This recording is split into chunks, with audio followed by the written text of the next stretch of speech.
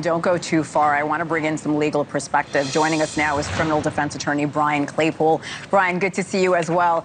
I'm going to go by last name since both of you are named Brian. So, Claypool, this is a preliminary hearing, not to be confused with a trial. What are the standards for a probable cause based on everything we've heard? Is there any chance the judge would not send this case to trial? Hey, Hannah, I've had a lot of cases here in LA County. The standard is probable cause. What's that? More likely than not, that the evidence supports that Burke did this.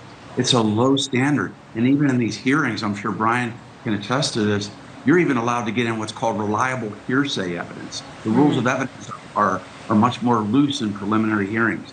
And let's talk a little bit about motive. The motive isn't even really relevant in a preliminary hearing to get these charges to go to trial. But the prosecutors are doing this, I think, for a reason.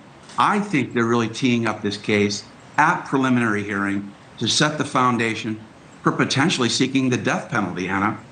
Claypool, you mentioned the record deals and the multi-million-dollar contracts that David was expected to get. How persuasive is that legally as evidence of a motive?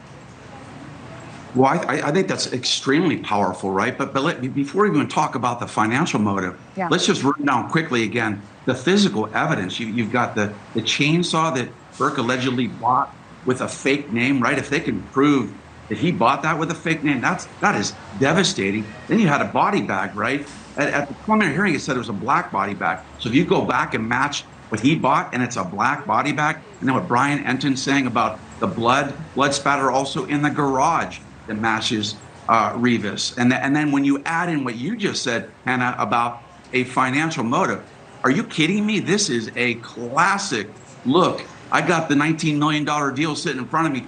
All I got to do is get rid of this problem I have with Rivas. And the last thing I'm going to say is, look, in California, in LA County, torture is a basis, okay, for the death penalty. And clearly you're hearing evidence here that you're going to hear from a medical examiner too, talking about cause of death and multiple penetrating objects used. That's torture. And I really think that's what the LA County DA is doing here. He really wants to educate the community on why they might seek the death penalty.